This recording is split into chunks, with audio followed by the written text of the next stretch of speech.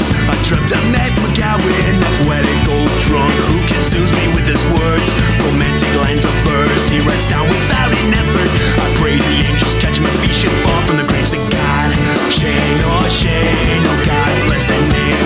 Soldier so long ago, we'll buy it back someday. Shane, oh God bless that name. May heaven smile down behind you. Shane, oh Shane. Hey boys and girls. What I was saying is, I somehow, instead of setting it up for monthly payments, it just charged me for a year of Zencaster. Oh, good. So we have to keep doing this for another year. That's okay. I'm down with it. I don't know. You know, a year, a week, you know, whatever. It's fine.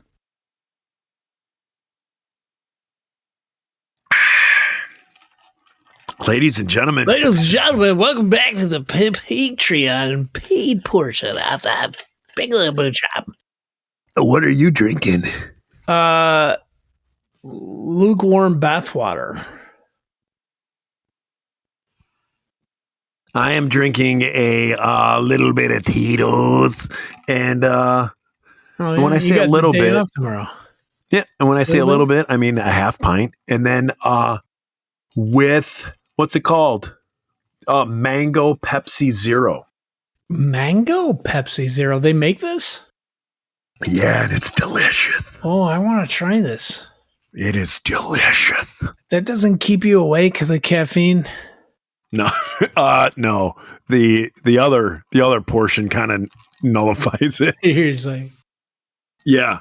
You know what's been great that I've been doing a couple of times a week, to fend off getting sick, like preventative, but then also if I am getting something, kind of stop in its tracks, is a couple of days a week at night, I'll drink Theraflu.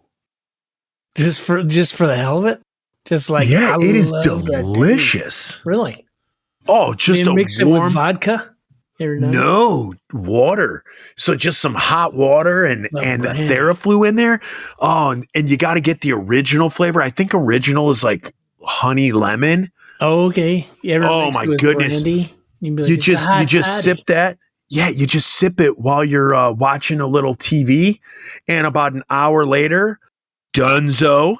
And then you wake up about 17 hours later, butt naked, hog-tied on your neighbor's front lawn with a carrot in your butt. It knocks you out. What a great night's sleep. Yeah. Great night's sleep. Your DM is filled with people from other countries that you have no clue what's going on, but somehow you had a conversation with this person. I mean, it is the world of Theraflu, the dream world of Theraflu is unbelievable. I'll try it. That sounds But here's great. the deal. It's, you know how melatonin gives you crazy dreams? No. Does it? Theraflu, it gives you crazy dreams, but it's not like when I wake up after having melatonin, when I wake up the next morning, it's almost like you're hungover. Like there's a fog and a grogginess to me that comes with taking melatonin. I take melatonin every night. Maybe that's my problem. Oh my gosh, you take melatonin every night? And trazodone. What's that? Wake up. To make your penis smaller? Yeah, it makes my penis smaller. I had this problem and I needed it smaller. Yeah. Problem was I kept bragging. It was too much bragging. And when I read the Bible, it said to be humble. So I started taking trazodone. Now, what happens, sir? Trazodone is it's like a early. Oh my gosh. What happened? I don't know. That just hit kind of funny. Like when you said "sir," and I almost spit out across my keyboard. I'm glad you didn't. No, it's like one of the early antidepressant medications, and they found out it had a side effect of making you really sleepy. So they stopped using it for that, and they just prescribe it to make you feel really sleepy. But after you take it for a long time, you start to get like a hangover from it. So I'm down to like the lowest dose. But you're like weaning off. I don't know. I don't know if I can ever go off it. If I don't take it, I will wake up in the middle of the night and I get like those cyclical like hamster thoughts where you're just like thinking about something like, oh, I really need to clean the gutters. And it's like, instead of just being like, okay, it's the middle of the night, go back to sleep, you just fixate on it. And then you'll like, I got to go out there and do that. How am I going to do it? Where's the ladder? Where's that? Okay, I got to clean the gutters. And it just like cycles for me and I can't sleep. But like when I take this, first of all, I just feel like really warm and like happy, and then I just go to sleep. But I can like heroin. And like heroin. But I can function like as the director of nursing, because sometimes people will call out or they'll call me with questions or they're talking about somebody fell. Or you're like, trazodone. No, like I can think fine. Like I can mentate just fine and think through problems, but it's not like I stay awake thinking about that same stuff. I just go back to sleep. You're like so at night I take melatonin and trazodone, and then in the morning I crush up Adderall and snort that, and it levels me out. And then I can focus, and then I can sleep, and then I can focus, and sleep, and focus, and then sleep. Maybe this is happening in my life. Yeah. But like the trazodone though, it's good. Like I'll go in, they'll call me into work. I'll go in, I'll talk to family members. I have to pronounce somebody dead. I have to write a note. You have to pronounce them dead. You go up to the family member and you go, they are dead. Dead to me, okay? Listen. They spoke ill of New Kids on the Block. I'm dead. I mean, I am going to pronounce them dead. They are dead. They're dead to me. Are you getting this? Is this being pronounced, enunciated clear enough? Listening? Mama is dead. You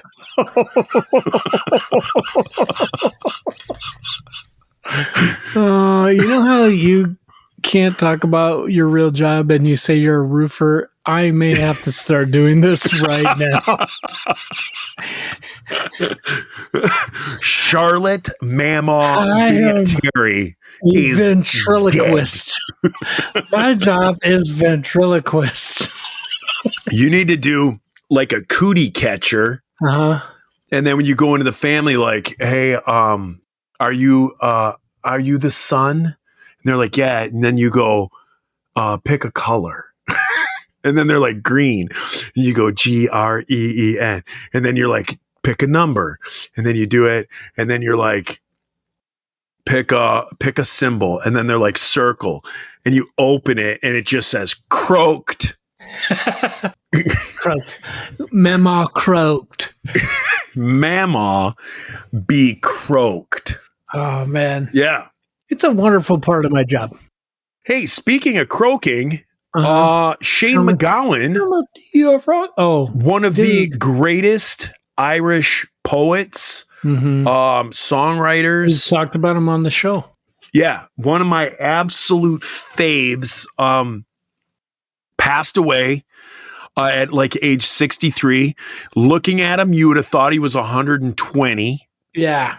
Are you surprised? Looking at him, he looked like he hung out with King Tut. Like he looked that old. Not just he looked old, but he was on borrowed time. Right? Yeah. Like that guy had he did some things. Yeah. He imbibed. He died 10 years ago, but he didn't. What did he die of? Do you know? I want to say COPD. I thought he had like breathing issues. Well, let's look it up. Hey Siri, what did Shane MacGowan die of? Pogues frontman cause of death has let me see. He answered it? Has been revealed. He died of pneumonia. Okay. But here we go. He was battling viral encephalitis, Jeez. which Really? is an uncommon and potentially life-threatening condition that gnarly. causes the brain to swell. He He's got a virus inside the meninges hospital. of his spine or brain. So around your spine and your spinal cord and your brain, there's a couple different layers of protection to keep you from getting, like, if you get sick, it's not going to get Like the any first from- is Tyvek. It is like Tyvek. It's super strong. Like if you crack your skull, this thing is like, it's like another layer that keeps you from getting stuff into your brain. So sometimes you can get a virus that will cross that barrier Okay. real bad. It makes your brain swell. And so that's what happened to him? Yeah. Viral encephalitis. Super bad. Yeah. Yeah, I'm guessing he had lots of viruses from the life that he lived, but Shane MacGowan, freaking absolutely awesome. When I was a sophomore in high school, I met Nate Sjogren. The Insiders started one of the first albums I remember Nate shared with me was If I Should Fall from the Grace of God by the Pogues. I listened to that. I became an instant Pogues fan. I became a massive Shane MacGowan fan and had to have everything that he's ever done. And so I don't have his poetry books, but as far as music, I have all his, anything that we all do now, right? With streaming, but even prior to with CDs, I had every Pogues album that he sang on. I had all his Popes albums. And then he had a couple of his own stuff. He did The Snake, and he did a couple of live albums. I had those. I have 2 documentaries about him. And then I have 2 early Pogues concerts on DVD. I absolutely love him. Then when I got a record player, I got all his Pogues stuff on vinyl. Absolutely love the guy. One of the best dreams. This is weird too. One of the best dreams I've ever had in my life I had about Shane MacGowan. I dreamt that I went to Ireland and was in a bar and he walked in and I went up and I told him how much I appreciate him, how much I love his music. And he sat down, he hung out with me. This was a dream and I woke up from the dream feeling like it had happened. It's one of the craziest dreams I've ever had in my life. And it was so amazing. Like I woke up like starstruck. Like I just spent a day with Shane MacGowan and I hadn't. It was a dream, but it was so amazing. So love Shane. If you guys are out there, you love Dropkick Murphys, you love Flatfoot 56. Obviously, going back, the Pogues made Irish music awesome. What was really cool is watching the documentaries about Shane MacGowan. And in England, so his family moved from Ireland to England for work, and then they basically went through a like an economy crash, and the Irish were hated in England. So the Irish were just looked at as scum and everything like that, and there was lots of racism towards the Irish. Well, Shane MacGowan went to a Sex Pistols concert. And he said as soon as he saw Johnny Rotten, he knew right off the bat that Johnny Rotten was Irish. And he said, that's what I want to do, but I want to do it with Irish music. And so at a time where racism against the Irish was at an all-time high in England, Shane MacGowan forms an Irish punk band basically to just cram Irish heritage, Irish everything down people's throats. And it's amazing. Like the stuff he wrote was amazing.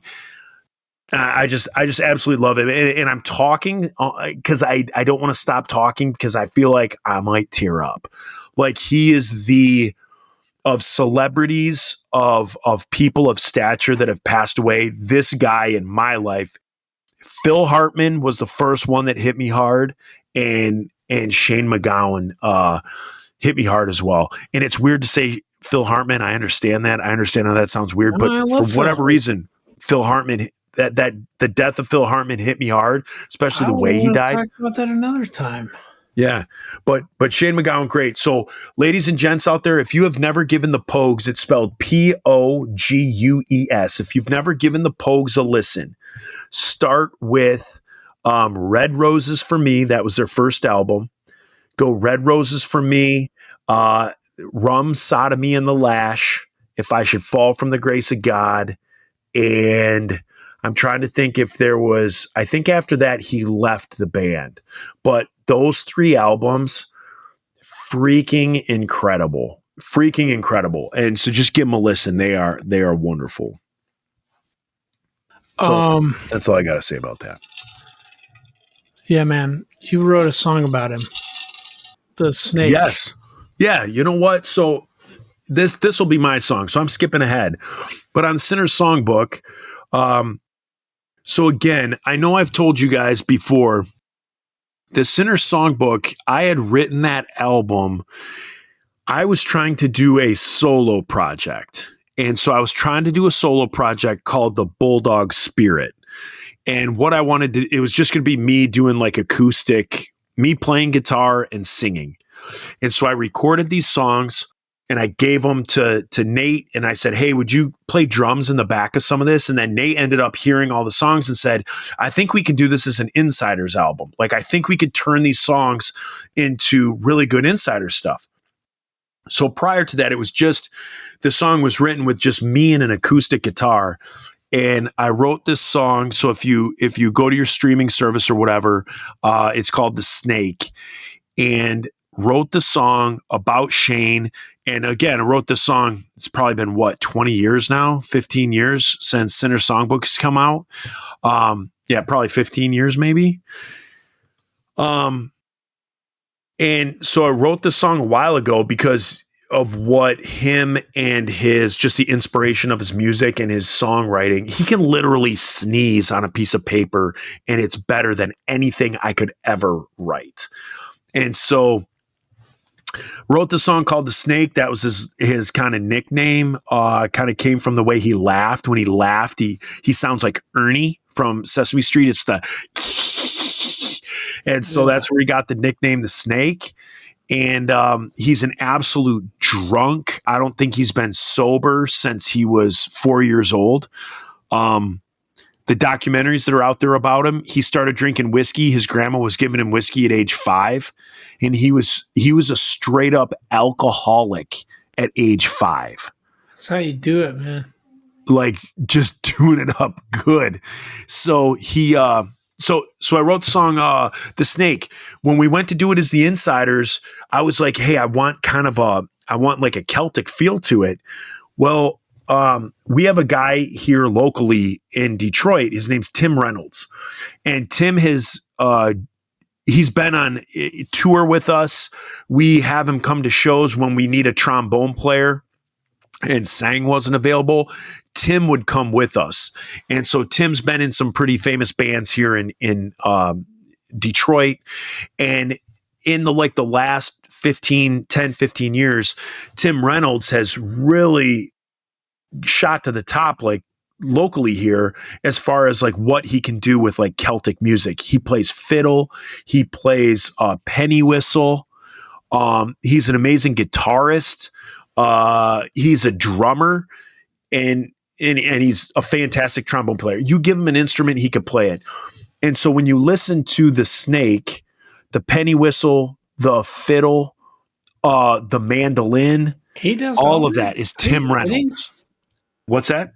He did it all in that song? He did it all. So anything on there, like drums are Nate, bass is John Miller, guitar is who played guitar for us on Sinner's Songbook?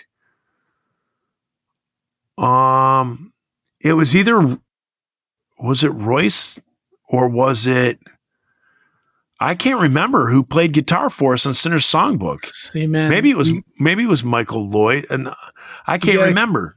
You got to quit kicking people out of your band. I know. I can't remember if it was Royce or Michael who played guitar on that. Man alive, I'm blanking. But I'm absolutely blanking. But but Tim did everything else, and he's an amazing musician. And so he was able, like, this idea that I had in my head that was just me and an acoustic guitar, Tim Reynolds ended up taking it and running with it and made it better than I could have ever imagined. So when Shane passed away, Nate immediately texted me and was like, "Hey, did you hear Shane passed away?" I'm like, "No." And he's like, "We got to get the song out, post it on Facebook, like, you know." And so that's it. Like, as far as the small little blip in history that the insiders will ever be, Shane MacGowan meant more to me and pretty much songwriting than anybody ever. And so we did The Snake. I guess that's the song that I just told you about. So hopefully you guys listen to it after this podcast. Listen to it. The day he died, I think I listened to the song like 20 times. And I don't feel like it's an insider song because it's so well done by Tim. And so I'm like, man, this is so good. Like, this can't be an insider song. But it is. And so I'm proud of it. And again, Shane meant the world to me. And it's just kind of one of those weird things. Like, never met the guy. But I connected with him in dream and in real life and in lyric and in poetry. Just phenomenal. So what a loss, but check out The Snake. That's it. Now you tell us your song. Well, I don't want to talk about it now. Did you ever like the Pogues? Yeah. Did you ever get into that? I never got heavy into them. No. I don't like Celtic music as much as I would be like, yes, the Pogues are my thing. Like, I like it when I hear it, but I'm never like, I want to get into that so much. But I really like, I don't know. He seems like a caricature of that music, and that's what I loved about him. I saw him on Saturday Night Live, and I was like, dude, those guys are so cool. That dude, like, he was smoking and singing on Saturday Night Live. Yeah. When it was like, I don't think you can do that. He just didn't give a crap. And here's last thing, like, I want to add. Like, we started talking, I can't remember if it was this paid portion or the freebie stuff that went out. We talked about storytelling. Yeah. And that's the thing with the Pogues. Their songs, it wasn't like, they didn't write like, hey, this is going to be verse 1, then chorus, then verse, then bridge, and chorus. It's like they wrote a story and then they put that story to, like Irish music, Irish heritage, Irish culture. The music tells a story. And Shane MacGowan picked up where the greats left off and then took it to another level. And so when you might not be a Celtic music fan, but if you're a storytelling fan, to be able to listen to it, it's a full story from beginning to end. And the stuff that's talked about, and it's just not I don't want to say garbage, but like modern music, a song kind of has a point and it kind of dances around that point. This is like, you listen to Pogues music and each song is a full story, beginning, middle, and end. And it's great, man. It is absolutely great. And if you don't know what to listen to, I would say the one song that you're going to want to listen to is If I Should Fall from the Grace of God. Another one that I love is called The Broad Majestic Shannon. And there's something about that song that by the end of it, like the crescendo, I don't know, man. It almost brings tears to my eyes every time I hear it. It's crazy. The Broad Majestic Shannon is, I think, my favorite song that they do. But it's just great storytelling. So yeah. Yeah. But I cut you off. I cut you off because I wanted to hear myself talk. I like when you talk. I don't even know what I was going to talk about. Well, like that person for me, probably Freddie Mercury. Yeah. I don't know. Yeah. Like, I could talk about that for a while. I always connect you with Freddie Mercury. Thanks, man. Like if I ever like read an article, like, and I'll send you stuff throughout the year, not a whole lot, but like Funko Pops, or if I see an article or I see something that deals with Freddie Mercury, I try and send it to you. So, cause I know, I know where he stands with you. Yeah. Here's where I wanted to go with this. This may be way too heavy because we have like 5 minutes left. Like, what? This is way too heavy. We can do it another time. No, do it. Who cares? Bring it. Where is Shane now? Like, where is he? That's I mean, I think that is like the struggle of just being religious or believing in a soul. But like, where to you does his soul go? Well, I mean, if you're asking me for an answer, I can celebrate in what he's done in this world, but my faith tells me that it's pretty clear that you make your choices and you lay in the bed that you made. And so on an earthly level, I absolutely love the stuff that he did. He sang about tragedy. He sang about struggle. He sang about carelessness and drunkery. One of his, I hope my kids aren't listening to me. One of his famous quotes is he writes Patreons. No, but they're in the next room. Oh. But he says he writes about three things. Wait, what was, I'm going to screw this up. Like he sings about drinking, fighting, and fucking. Mm-hmm. And that's what he sings about. And it's such a blunt, vulgar way of putting it, because when you hear his songs, they're these beautiful pieces. But when you compare that to when you go down the road of spirituality, I don't know where his heart was. Yeah. But if somewhere in his mind there, like he believed in God.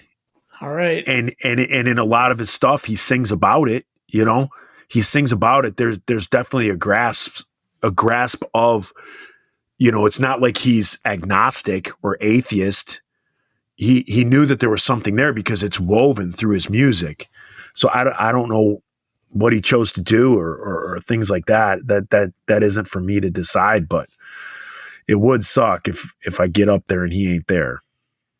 Okay. So here's my postulation, is that in the book of Romans, it talks about how all of mankind has been made aware of God's creation.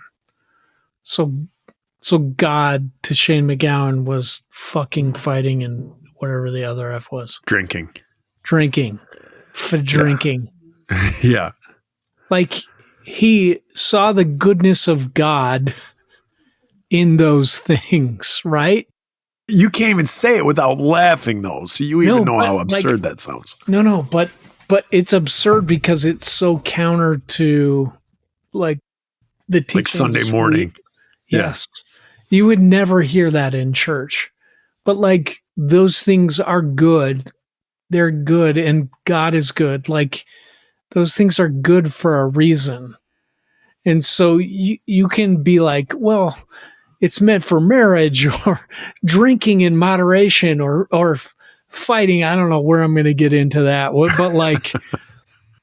But like those feelings that you get with those things, those feelings, having sex with somebody, like having that connection, there is something spiritual there. Having like drinking where you lose all your inhibitions and you're able to tell the truth and you're able to just be yourself, or fighting like where you are just so passionate and so angry about something, or just like, so you feel something so much that you just want to fight. Those things are from God, and that is all he knew of God. So if you follow Romans, which is like the last book that the Apostle Paul wrote, he says to the church at Rome, where he is like hoping when he writes this, that he is going to be counted as a Roman citizen, that he is not, like he is not going to be crucified like his brother Peter upside down. He is going to face a fair trial and maybe be forgiven by Nero, but if not beheaded for what he believes. He writes this last book, this last thing where Paul, who is like this apostle that Jesus picked because he was a student of the law, speaking about how grace comes about with Levitical law. And he says, first of all, he starts it out, you are aware, everyone is aware of God, and you've fallen short of that. You have this idea of God. Shane McGowan, I'm going to quit drinking, or I'm going to quit smoking, or I'm not going to have sex with that girl. Those three things that he loved that were the closest he got to God. He broke his own rules. And so that's what Paul says. All have sinned and fallen short of God's glory. We're all aware of it. We fail. But like, I just think when you follow Romans, it's just about this fact that like God is graceful, that he loves us, that he is the thing that fulfilled that law that we're afraid of, that we're not good enough, or we had sex outside of marriage, or we swore at church, or we swore anywhere, or we took God's name in vain, or we ate ham, or whatever you did to break Levitical law, or to break the law of your church, or to break the law that you set for yourself. That God is the means for you, that he became the sacrifice so that you can be with him. He talks about, like in Romans 8, about Rahab, who was a prostitute, like that her faith made her saved. I think that's the difference. The lineage of Jesus. In what you're talking about, I think people who listen to this know this is exactly what we do. Like you dig into it and then I give the short answer. You think I believe in molecules. Yeah, you believe in some Eastern religion stuff. Listen though, man, it is an Eastern religion. It's called Christianity. Here's the thing. It was a subset of Judaism. Here's the thing. I agree with everything that you said. I think what it hinges on is what you said with Rahab, her faith. And so I think when people have a faith, like take like modern day church out of it, right? Mm-hmm. I'm looking at something like the Book of Eli, right? The movie, The Book of Eli. So here's Denzel Washington, and his character is completely led by the Bible, by God, he as a person, but violence and all this stuff occurs, but he still has faith, right? Sure. And so if you have faith and you break these laws and you do these things every now and then, or that, and maybe not every now and then, maybe it's repeated, but your faith is there. I think that's the difference than someone who denounces or fights against that faith. Do you understand? Yeah, but no one fights Jesus. Like, well, no one. So what I'm is saying, I'm hypothetically, I'm against this kind-hearted person that healed people and changed water into wine and healed people and cast out demons. Like, no one is against that Jesus. They're absolutely they are. No. Yeah, absolutely. I've never met a single person. Like, they're against, like, they're like, that's fake, or that's made up, or that's like something they've used to brainwash you. They're against that. That's being what lied I would say. to. They're against being lied to. They're not against someone being kind to them or healing them or loving them unconditionally. Right. They're against the fact that he existed.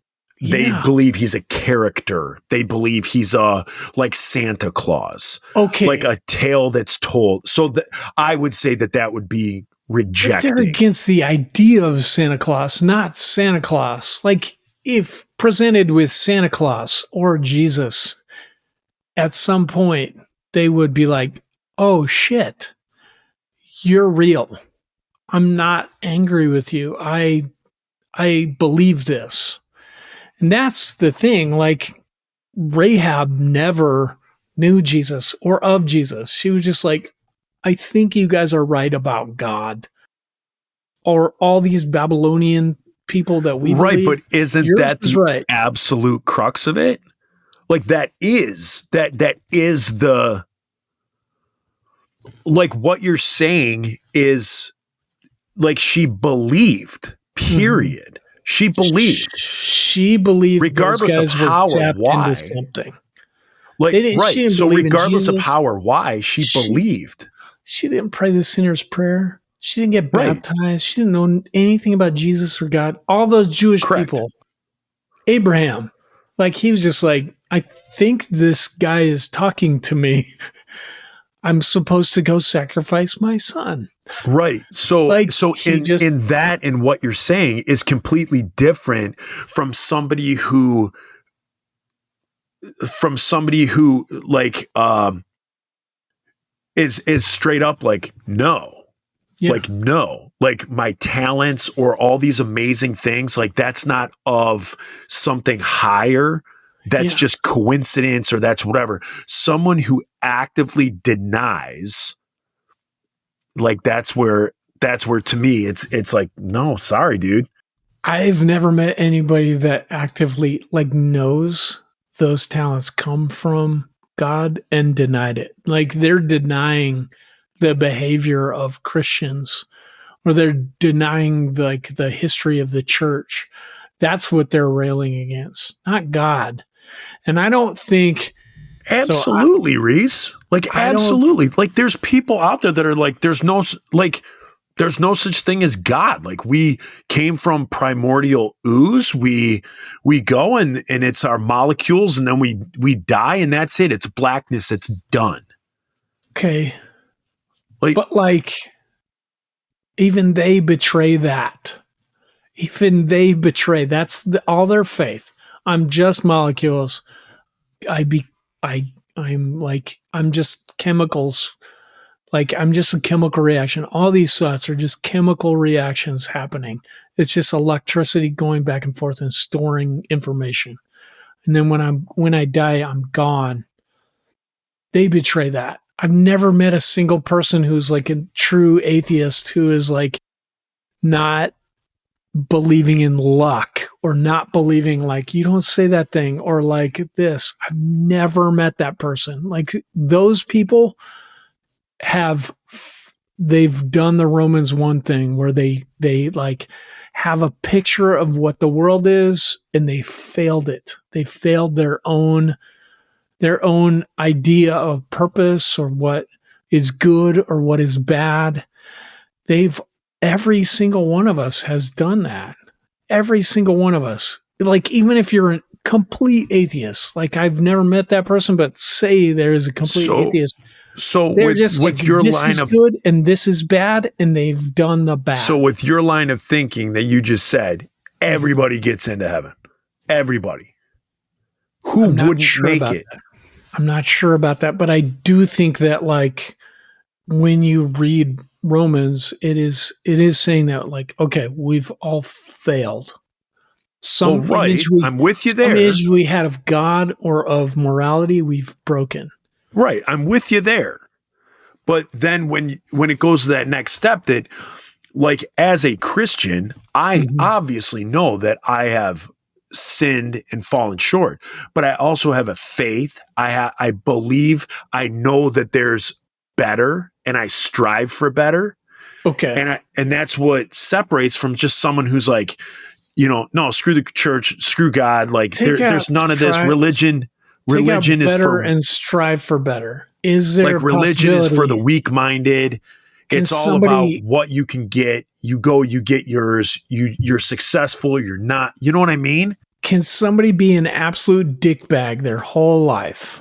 Like absolutely awful. Like Adolf Hitler, worse. Like Genghis Khan, whatever. Like awful, committing genocide, hating God, and on their deathbed, can they be like, okay, I see this. Jesus is real. I believe this. I have faith. Can they do that? Yes. And then be saved? Yes. Yes. So why is the reason that we as a church believe that the deathbed is like the cutoff? What? Yeah.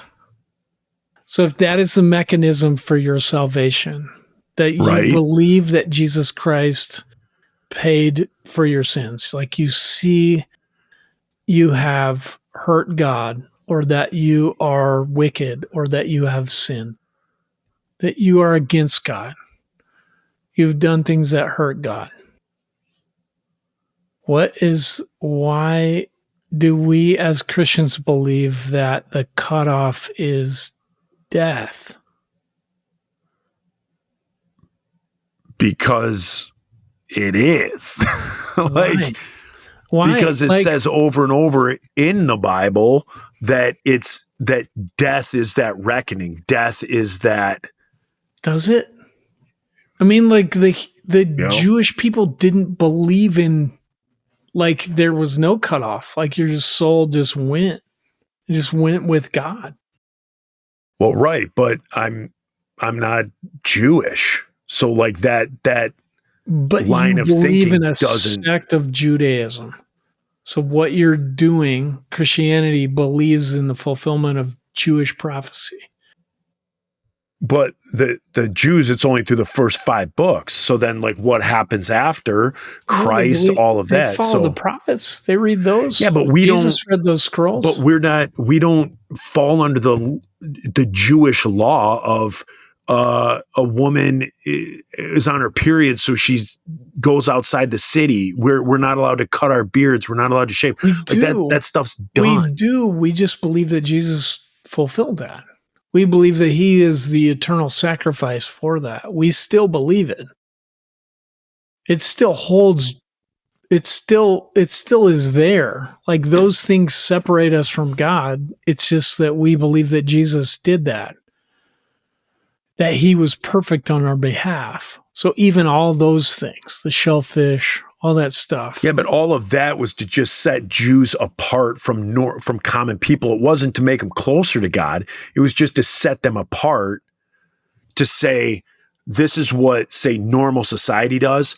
We're going to set ourselves apart. It didn't necessarily, it didn't, you know what I mean? It's like it wasn't. Sin. Like it's still sin. Like no, eating shellfish. No, I'm not with you on this one. I'm with you. Sin. I'm with you up until, but like, no, because what you're saying is this whole is anybody gets in. Like if I see, I'm not saying anybody gets in. What I'm saying, it is what you're saying. No. So like, if a pedophile loves little kids, Mhm. Because the point you made about Shane with drinking, effing, and fighting, Uh-huh. if that's where he saw God, if a pedophile sees God in little kids and messing with little kids, like is he getting in? Because that was where he saw God? No, absolutely Okay. not. There No, has no, to be no, a no. faith component. Okay, so the faith component. That's that we agree on this. Like there is a faith component. I'm not saying So if everybody Shane gets didn't have in, the faith component, then no, he ain't in. but I'm saying why does that have to be cut off at death? I didn't make the rules. You're But- asking the wrong guy. No, but like show in the Bible where it says that. I think it's pretty clear throughout the Bible where death is the final. Like It's even not. Christ, Jesus- like his death on the cross was the final. No, it wasn't. He lives. he But went to he hell. did, but we don't. It says he came back with the keys to death and hell. Like that he controls death and hell. Like Right. he's- So again, in what you're saying, so this world just means nothing. It just means nothing. So the time that we have on this planet, that what we have in front of us right now just means nothing. And that when we die in our souls, we can change our minds, or we can. I think it means a lot. I just don't think it means what you think. Like this is where we get into this thing where you're like, you believe we're molecules. I don't think the point of life is to be good. I don't think it's be good or be bad. Don't sin. I think it is there is a reason. There is a story here. Like that is the meaning of your life. It is this amazing, like intricate, interwoven story of everyone's lives in history of love and loss and horror and life and love. All of these things just interwoven. That is life. Not be good or don't be good.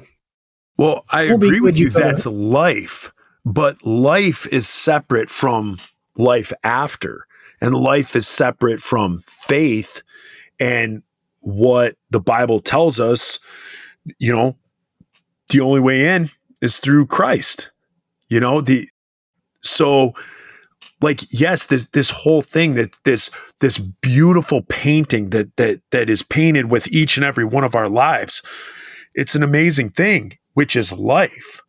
And I could talk about this amazing life that Shane MacGowan had, or I could talk about this amazing life that Freddie Mercury had, or you name it, you plug it in.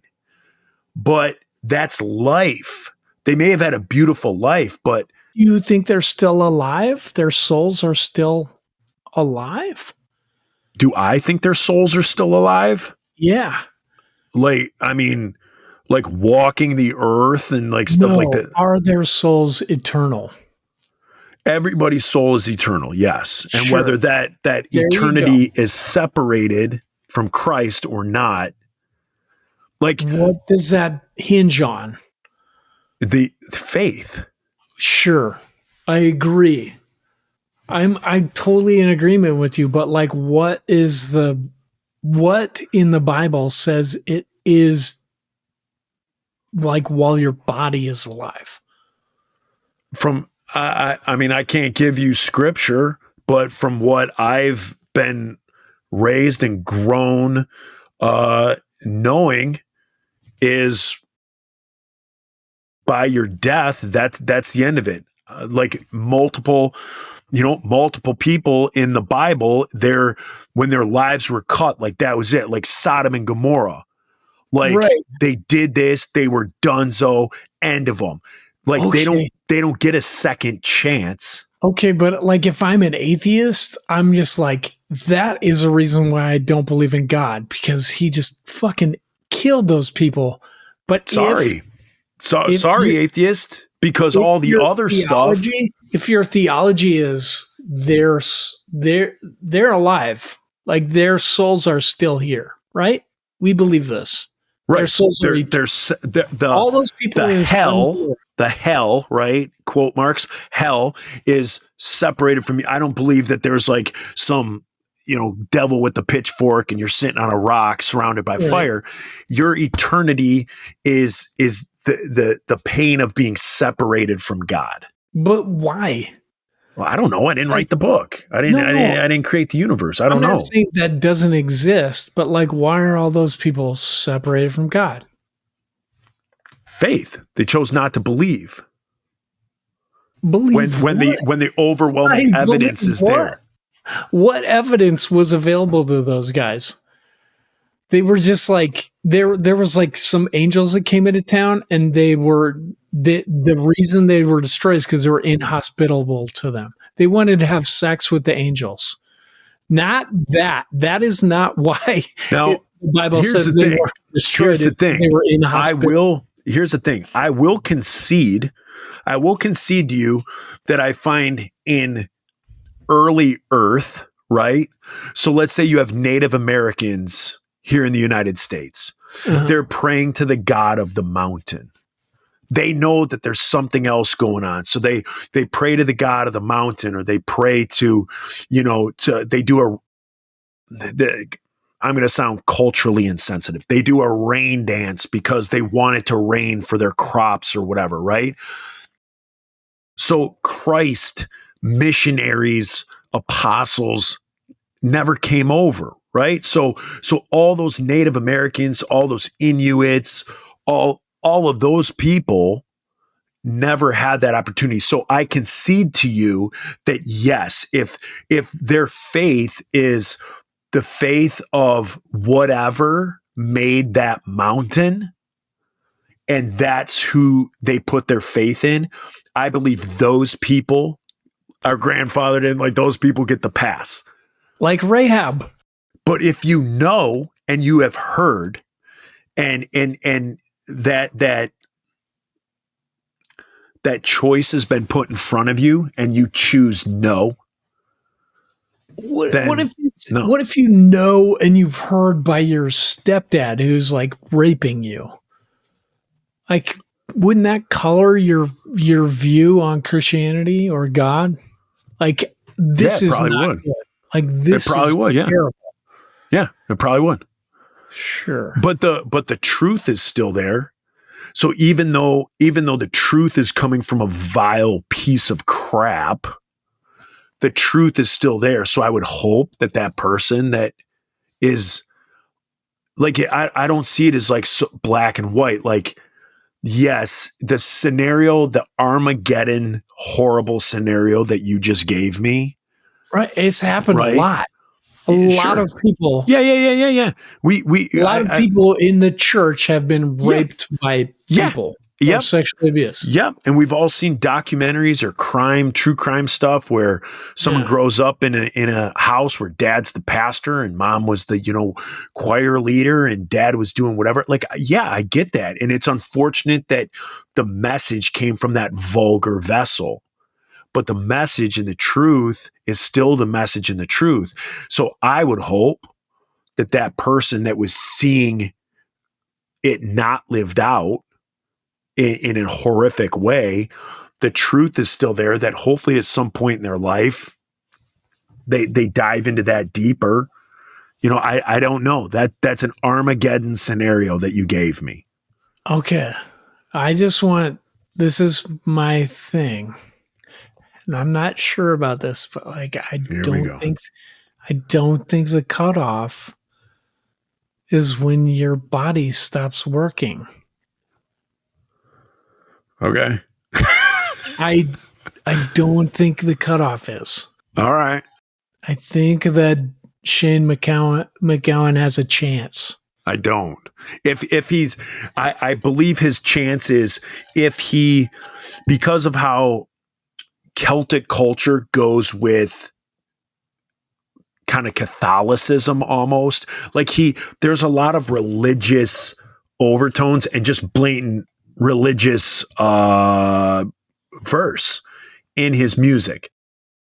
So I know that was there, and he may be one of those people that's like, yeah, I believe in God. I absolutely believe in God. And he still chooses to do A, B, C, D, E, F, G, that if our youth pastors knew what he did, oh my gosh, they would be flabbergasted. but he still knew the faith. He still knew Christ. He still knew the word, and then chose A, B, C, D. Hey, man, then it's not for me to say whether he gets in or not. But if someone just blatantly denies, no. And I believe, again, I can't, this is the first time it's ever been posed to me. I can't sit here and quote scripture on all these different things, but my 46 years of life, I feel like there's enough stories in the Bible where death is the final, it taught, Judas, he went to the hill and he hung himself, and death is that final, like, you're dead, you're done at that point. Is he? Like, why did Judas hang himself? Because he realized he had done wrong. Like, correct. He realized he killed God's son. Right. Exactly. Right. So is Judas gone? Yeah. Yes. Is he in hell? Yeah. I don't believe it. I don't believe it. I mean, like, even by what you're saying, like the cutoff is your body is gone. Mm-hmm. You stop breathing. Yeah. So if Judas on his, when he's going through his stuff, he's like, Lord, forgive me. I know what I've done is wrong. I take back that. Is he in hell? I don't know. If through that he absolutely understood what he did wrong and prayed for that forgiveness, then I believe he's in heaven. I absolutely believe he's in heaven. I didn't write the rules. Like, I didn't have to realize, like, or just be like, I believe he does. I believe he does. Wrong. I didn't write the rules. Can't live with this. So if the rules are you have to accept it and you have to believe to get in, and that's what he did. Like, you posed a question to me about Hitler. Like, I don't like it, but I didn't write the rules. So if prior to Hitler putting a bullet through his head, if he, with a sincere heart, asked for forgiveness, is he in heaven? Yeah. Do I like that? No. But it's a good thing that I'm not the one that writes the rules, or there'd be a lot of people screwed, So it's a great, brother, just like any other discussion we have, like, at no point in any of this am I angry with you, or I love it. I love this type of conversation. I love when our podcast goes to, like, this type of stuff. I hate political, but I should talk about this more. We should. Okay. I think people enjoy hearing about this. I feel like I'm the country bumpkin that's just like, you're not, I believe in Jesus because Jesus says this, and then you come at me with all this, like, crazy stuff. And I feel like, it's like you throwing a bowl of popcorn at me. There's like 1,000 things coming at me, and I I can only deflect so many of them. Some of them hit, but where it comes from is that, like, I believe God is good and he is merciful. And so if I think about myself that I am, like, trying to be good and trying to be merciful, if I picture how I would approach this, it would not be like anybody that doesn't do the sinner's prayer is gone, like they're going to burn in hell or whatever, separated from God. Like, they deserve that for not hearing this. I don't get that. Like, that is, I can't. But I'm not agreeing with what you're saying with that. Like, I also don't believe, like, the thief at the side of the cross didn't say the sinner's prayer. He wasn't baptized. He didn't do whatever. He simply believed. Right. That's it. There's just that small mustard seed of faith. That is it. So if someone is denying, faith is the thing. Right. But I don't think it has to be while you're in your body. Yeah, that's I where don't we see differ. that anywhere in the Bible. I think there's enough death in the Bible that it shows that death is final when it comes to the decisions that we make. Okay, I just think death is like a mechanism for like we need this for the story to go on. That's what I see. Like Ananias and Sapphira, the people in the book of Acts who were like they were lying about the money or whatever, and then they just dropped dead. Like, obviously, they believed in the church in Acts. They believed, but for some reason, they were lying to the church. See, the Lord's taking your voice right now because you're talking so much shit. It's time to go. It's been an hour. You're talking so much shit that the Lord is taking your voice. Possibly. Talk amongst yourself, everybody. All right, you guys. Reese is going to choke on his dry throat. We're out of here. Hopefully this gives you some food for thought. Hopefully this was some good listening. You guys haven't had it in a while. We apologize for it. I will be getting with Reese probably the beginning of next week about how I send out stuff for you guys to do a little holiday Zoom call. If you guys even want to do it. If we send it out and nobody wants to do it, everyone's like, that's lame. That's COVID era. We don't need to do it anymore. Just let me know. I'm just trying to look at something to do for fun and for Christmas to be able to say, hey guys, thank you so much for being a Patreon member. And I love chit chatting with you guys. Whether it's on Instagram or Facebook, I've been so busy lately. I haven't been able to get on either one, but some of you slide into my DMs or you message me and I see that. And when I'm tagged in stuff, I see it and I try and comment. So you guys keep that up. I'm going to try and do a Zoom call, but I have to figure out with Reese how to get in touch with you guys as Patreons and send all that. So that will be coming soon, hopefully at the beginning of next week, hopefully Monday. That's going to be on my to-do list to knock out and to hopefully do in the next couple of weeks. So that is all I have. Reese? Piece of pizza. Is that what I say? I think so. I think so. It's been so long. I'm still choking on my own spit. I know. Dude, you're going to be lucky if you ever talk again. I think the Lord's just sealing your mouth shut. I'm probably not going to wake up. I'm going to go on. Maybe not. Death is final, and you'll be screwed. All this Jesus was just a good guy and we're just molecules talk is bananas. That's not what I'm saying. Holy crap, dude. All right. All right. See you, everybody. Love you, dude.